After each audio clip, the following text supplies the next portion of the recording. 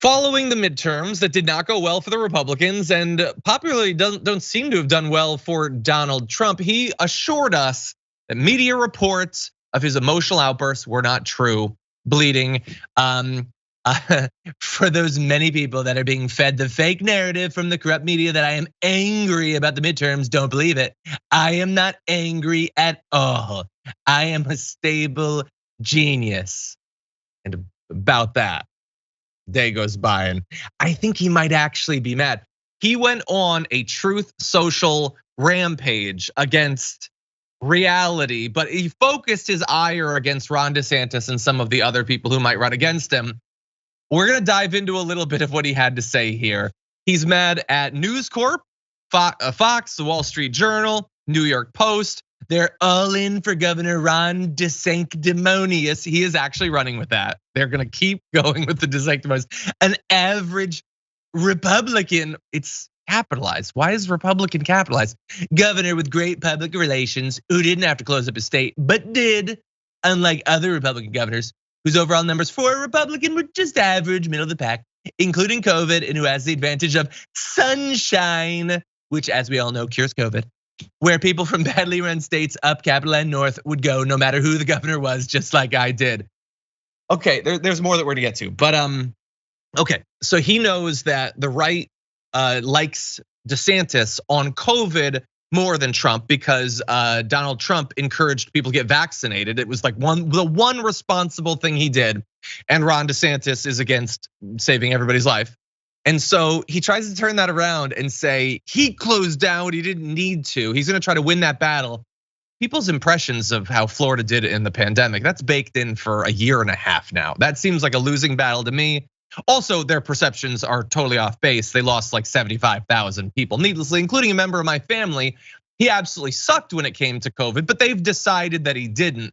Saying that he closed down more than he should have, saying that they just have the advantage of sunshine, which I really do think, is he trying to bring that out as a solution to COVID again? It's totally in the, he says, including COVID and who has the advantage of sunshine. Is he talking there about turnout then? Brett, what do you think? Look, let's just be clear before we move into more specifics.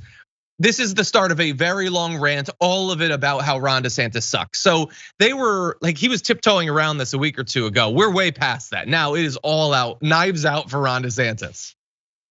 Yeah, and as the knives are coming out for Donald Trump, essentially this is, I just want to know what act they stab Caesar in, because everybody's like pulling out a poniard. And they're like, all right, is it okay now? You see people like Ben Shapiro be like, I hope that the Republicans come to their senses. And various other people like Ted Cruz saying, when Republicans run as straight up conservatives and govern as conservatives, then we win. Everybody's just kind of looking around the room, wondering if they have to come for the guy in charge.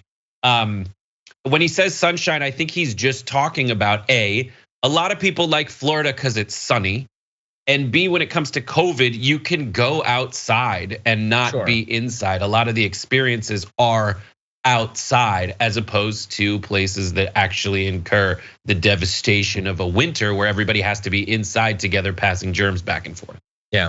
Yeah, you might be right there. It is amazing that he is gonna stick with Ron DeSanctimonious. I mean, he must have seen people mocking that nickname over the past. We came up on the show with like 8 better ones. I'm sure, Brett, you could spit out a better one right now. Someone was like, rip off Ron. That's 10 times better than Ron DeSanctimonious. Ron DePantpish. There you go. DeSatan, I think, would play very well to the QAnon people. Like, I don't get it. But he is going all out.